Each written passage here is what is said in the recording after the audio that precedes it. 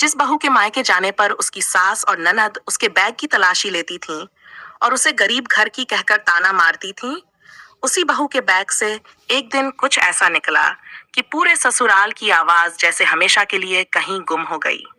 अवनी जब भी अपने मायके देहरादून जाने के लिए तैयार होती, उसके दिल में खुशी से ज्यादा एक अनकहा डर घर कर जाता था, क्योंकि उसे मालूम था कि असली परीक्षा मायके में नहीं बल्कि वहां से लौटने के बाद उसके अपने ही घर में होगी। एक ऐसी परीक्षा जिसमें उसके चरित्र से लेकर उसके संस्कार और उसके मायके की हैसियत तक सब पर सवाल उठाए जाते थे। उसका ससुराल मेरठ के पौष इलाके में था, जहां बड़े बड़े मकान और उससे भी बड़े अहंकार रहते थे। घर की मालकिन शारदा देवी अपने आप को खानदान की इज्जत का पहरेदार समझती थीं और अपनी बेटी कीर्ति को घर की राजकुमारी। अवनी इस घर में बहू बनकर आई थी, पर कभी अपनापन नहीं पा सकी। हर बार जब वह मायके से लौटती, वही दृश्य दोहराया जाता। बहू, सूटकेस यहाँ रखो, शारदा देवी सोफे पर टिकते हुए आदेश देती। उनकी आवाज में ऐसा अधिकार होता जैसे किसी अपराधी की पेशी हो रही हो। अवनी बिना कुछ कहे बैग सामने रख देती। उसकी उंगलियां हल्के हल्के कांपती, मगर चेहरा शांत रखने की कोशिश करती। कीर्ति, जो शादी के बाद भी हर छोटी बड़ी बात पर मायके आकर महीनों टिक जाती थी, होंठों पर व्यंग्य की मुस्कान लिए कहती, माँ जरा ध्यान से देखना, पिछली बार भी 2 डिब्बे घी ले गई थी, कह रही थी पापा के लिए। पता नहीं सच में पापा के लिए था या किसी और के लिए। शारदा देवी एक एक कपड़ा उलटती, पर्स के जिप खोलती, यहाँ तक कि डिब्बों को हिलाकर सुनती कि अंदर कुछ छुपा तो नहीं। अगर अचार या घर का बना मठरी निकलती तो उनके चेहरे पर घृणा की रेखाएं खिंच जाती। हद है, वे बड़बड़ाती, बड़े घर की बहुएं तो मायके से ज्वेलरी लेकर आती हैं, और ये हर बार वही अचार पापड़, जैसे हमारा घर कोई अनाथालय हो। अवनी के पिता सरकारी स्कूल में शिक्षक थे, अब रिटायर हो चुके थे। पेंशन घर चलता था।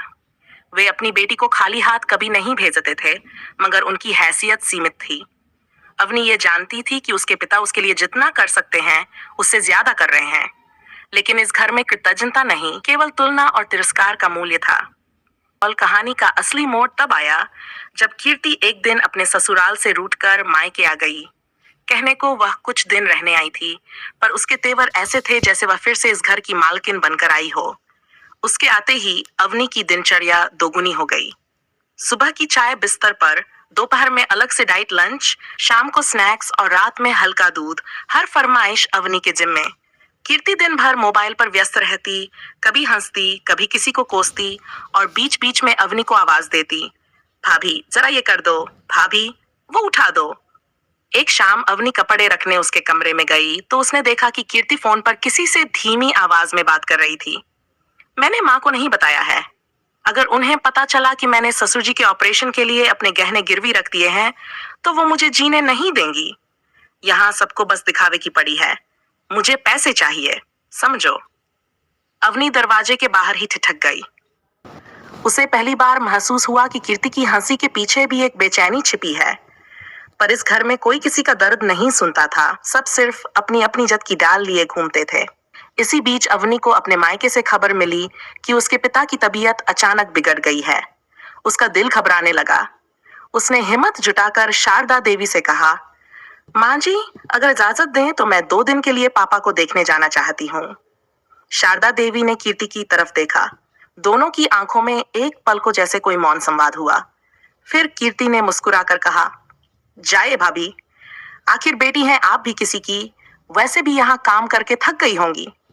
इतनी आसानी से अनुमति मिल जाना अवनी को थोड़ा अजीब लगा, पर उसने सवाल नहीं किया।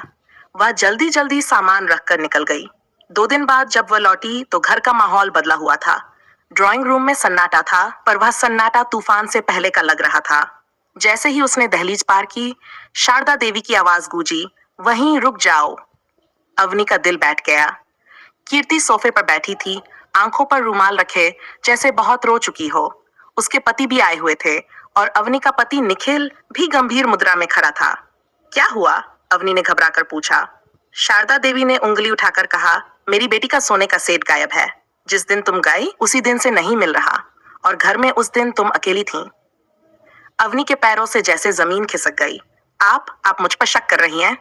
कीर्ति ने सिसते हुए कहा, भाभी अगर पैसों की जरूरत थी तो कह देती, चोरी क्यों की? निखिल ने धीमे स्वर में कहा, अवनी, अगर तुमने लिया है तो बता दो, बात बाहर नहीं जाएगी। उस एक वाक्य ने अवनी के भीतर कुछ तोड़ दिया। उसे समझ आ गया कि उसके पति को उसकी सच्चाई से ज्यादा अपनी माँ और बहन के शब्दों पर भरोसा है। तलाशी होगी, शारदा देवी ने ठंडे स्वर में कहा। अवनी ने बिना विरोध किए अपना सूटकेस आगे कर दिया। कपड़े, किताबें, दवाइयां सब बाहर फेंक दिए गए। कुछ नहीं मिला। फिर उसका छोटा हैंडबैग छीना गया। उसमें से एक पुरानी डायरी, कुछ दवाइयों की पर्चियां और एक बैंक पासबुक निकली। शारदा देवी ने डायरी खोली। 2 पन्ने पलटते ही उनका चेहरा सफेद पड़ गया। ये क्या है? उनकी आवाज कांप गई। कीर्ति ने झटके से डायरी ली। पढ़ते पढ़ते उसकी आंखें फैल गई। अंदर बैंक की रसीदें थीं, एक लोन क्लोजर सर्टिफिकेट और घर के कागजों की कॉपी। अवनी ने पहली बार दृढ़ स्वर में कहा, निखिल, जरा सबको पढ़कर सुनाए। निखिल ने कांपते हाथों से कागज पढ़ा। ये हमारे घर के लोन के दस्तावेज हैं। जो बकाया था वो पूरा चुका दिया गया है। रकम 10 लाख रुपए। कमरे में सन्नाटा छा गया। शारदा देवी अविश्वास से अवनी को देखने लगी। ये कैसे? अवनी की आंखों में अब आंसू नहीं थे, केवल थकी हुई दृढ़ता थी। जिस घर को आप हर रोज अपनी इज्जत का प्रतीक कहती हैं, वह घर बैंक की नीलामी की सूची में था। उसने धीमे लेकिन साफ शब्दों में कहा, निखिल के बिजनेस में नुकसान हुआ था। आपने कीर्ति की शादी में जो कर्ज लिया था वो बढ़ता गया।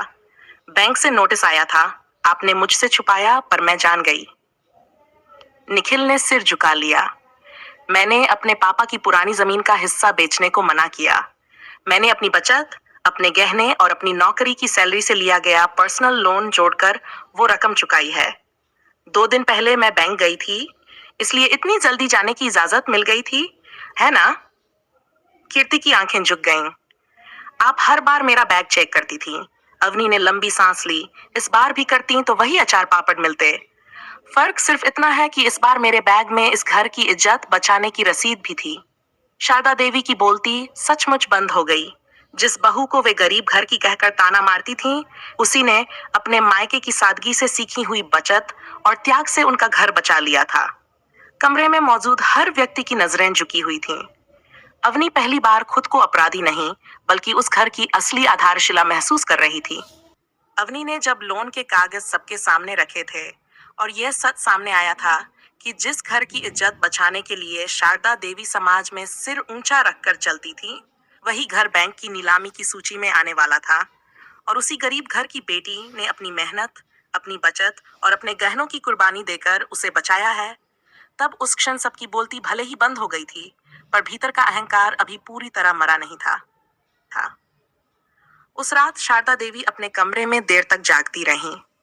उन्हें याद आता रहा कि कैसे हर बार अवनी के मायके से लौटने पर वे उसका बैग टटोलती थीं, कैसे अचार के डिब्बे को तिरस्कार से देखते हुए कहती थीं कि तेल तो हमारे घर में 1 दिन में लग जाता है, और कैसे मोहल्ले में बैठकर वे बहुओं की तुलना करती थीं। किसकी बहू कितने गहने लाई, किसकी कितनी गाड़ी आई। उन्हें यह भी याद आया कि जब बैंक का पहला नोटिस आया था तो उन्होंने उसे छुपाकर अलमारी में रख दिया था, क्योंकि उन्हें डर था कि अगर पड़ोस में खबर लग गई तो उनकी प्रतिष्ठा पर आंच आएगी। उधर अवनी अपने कमरे में बैठी थी। उसके भीतर जीत की खुशी नहीं थी, बल्कि एक अजीब सी थकान थी, जैसे वह कई सालों से लगातार एक अदृश्य बोझ ढो रही थी और आज पहली बार उसे नीचे रखा हो। निखिल कमरे में आया, बहुत देर तक चुप खड़ा रहा, फिर धीमे से बोला, तुमने अकेले इतना सब झेला और मैं कुछ समझ ही नहीं पाया। अवनी ने शांत स्वर में कहा, समझना चाहते तो समझ सकते थे। हर बार जब माँ जी मेरे बैग की तलाशी लेती थीं, तुम वहीं खड़े रहते थे।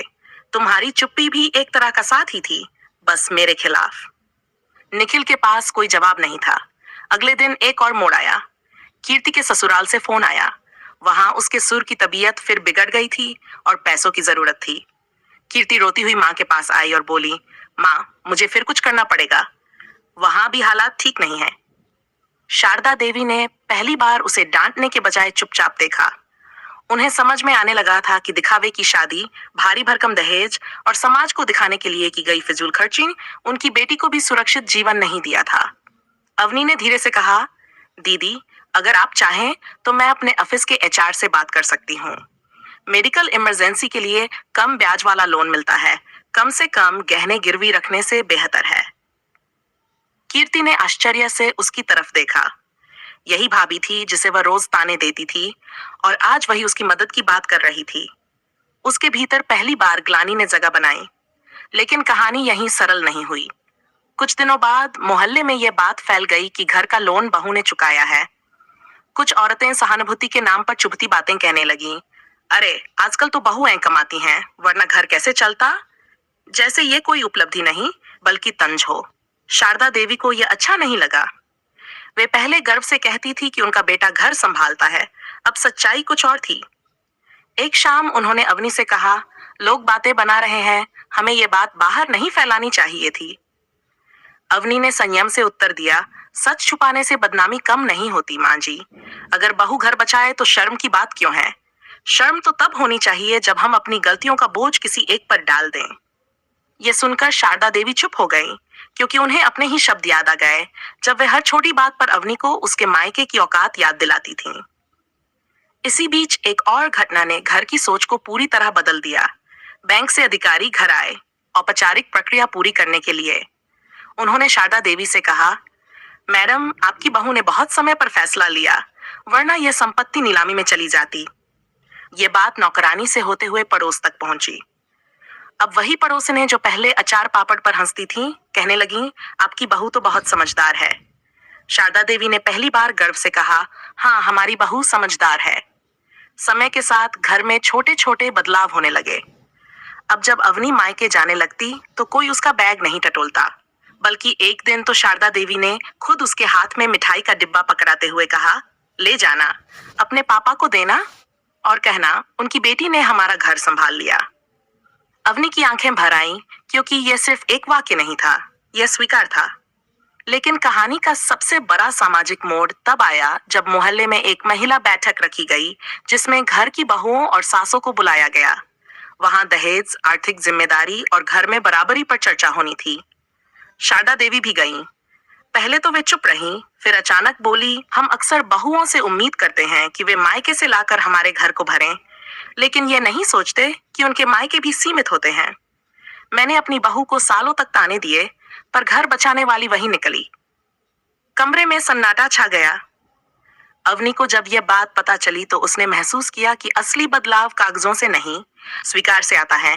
धीरे धीरे निखिल ने भी अपने बिजनेस में जोखिम कम करके स्थिरता पर ध्यान देना शुरू किया। उसने अवनी को पार्टनर बनाया, सिर्फ नाम का नहीं, निर्णयों में भी। घर का खर्च अब मिलकर तय होता। कीर्ति जब भी मायके आती, अब रसोई में अवनी के साथ खड़ी होती और कई बार हंसते हुए कहती, भाभी, वो अचार की रेसिपी सिखा दो ना, ससुराल में सबको पसंद आएगा। अवनी मुस्कुरा देती, क्योंकि वही अचार जो कभी तिरस्कार का प्रतीक था, अब अपनापन बन चुका था।